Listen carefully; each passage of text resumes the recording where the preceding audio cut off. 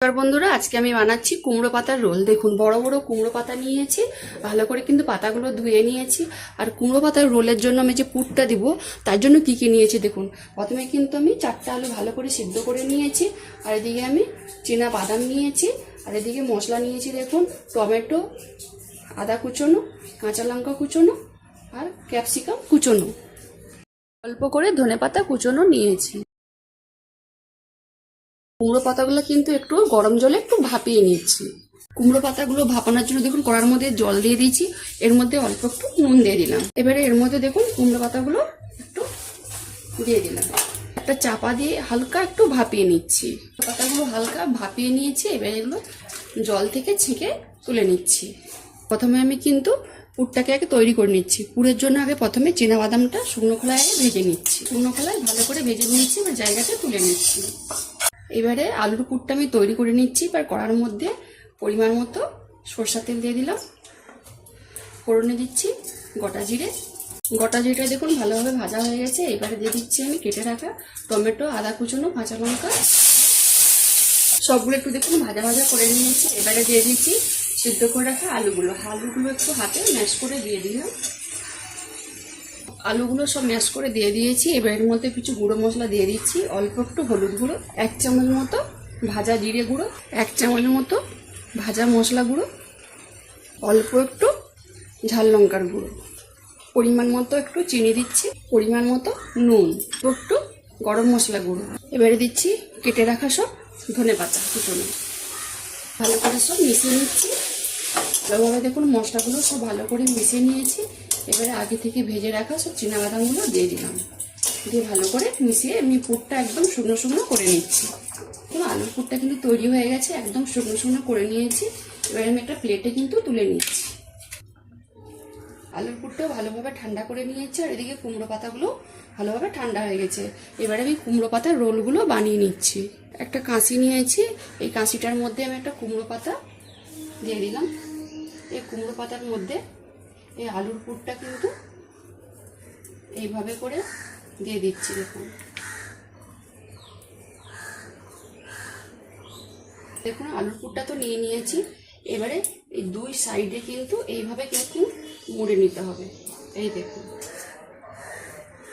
দিয়ে এই পাশ করে এইভাবে দেখুন রোল করে নিচ্ছি। এই দেখুন একটা কিন্তু আমার কুমড়ো পাতার রোল তৈরি হয়ে গেছে। এইভাবে কিন্তু বাকিগুলো আমি তৈরি করে নিচ্ছি। আমি 5টা কিন্তু কুমড়ো পাতার রোল তৈরি করে নিয়েছি। আরও একটা আপনাদেরকে করে দেখাচ্ছি। দেখুন আরও একটা আমি কুমড়ো পাতা নিলাম, এর মধ্যে আমি আলুর পুরটা এইভাবে দেখুন দিয়ে দিচ্ছি। আপনারা কিন্তু আলুর পুরটা কিন্তু পেঁয়াজ রসুন দিয়েও বানাতে পারেন, কিন্তু নিরামিষও ভালো লাগে, খারাপ লাগে না। এই দেখুন দিয়ে এইভাবে মুড়ে নিচ্ছি। এই দেখুন কত সুন্দর হয়েছে।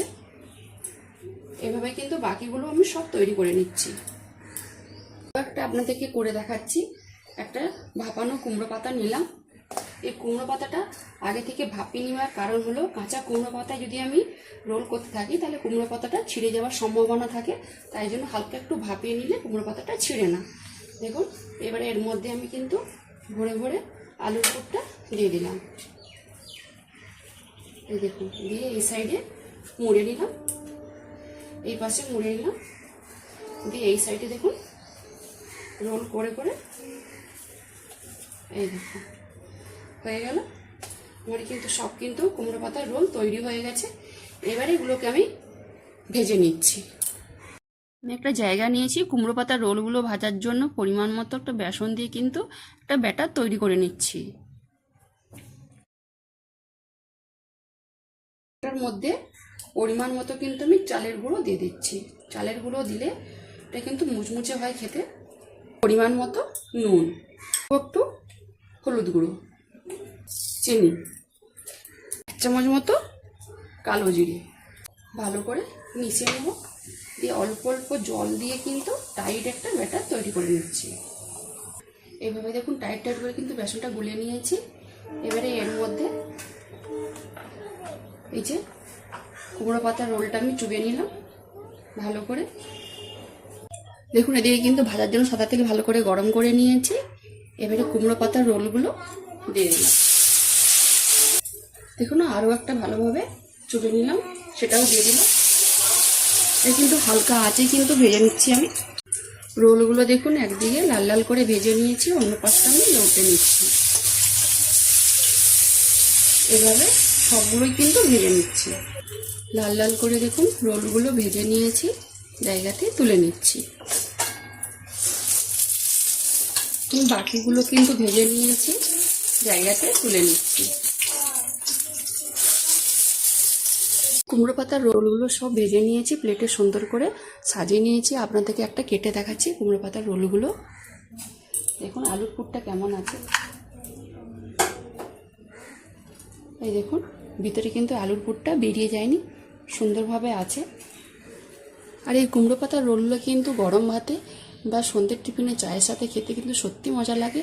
যদি এই কুমড়ো পাতার রোলগুলো রেসিপিটা ভালো লেগে থাকে তাহলে বন্ধুরা অবশ্যই একবার বাড়িতে বানিয়ে খাবেন আর আমাকে কমেন্টে জানাবেন। যেসব বন্ধুরা আমার রান্নার ভিডিও দেখতে পছন্দ করেন তারা ফেসবুক থেকে আমার রান্নার ভিডিওর প্রোফাইলটিকে লাইক কমেন্ট বন্ধুদের মাঝখানে শেয়ার করে পাশে থাকবেন। যারা ইউটিউব চ্যানেল থেকে দেখছেন তারা সাবস্ক্রাইব করে পাশের মধ্যে ক্লিক করবেন। সব ভালো থাকুন, সুস্থ থাকুন আর সাবধানে থাকুন।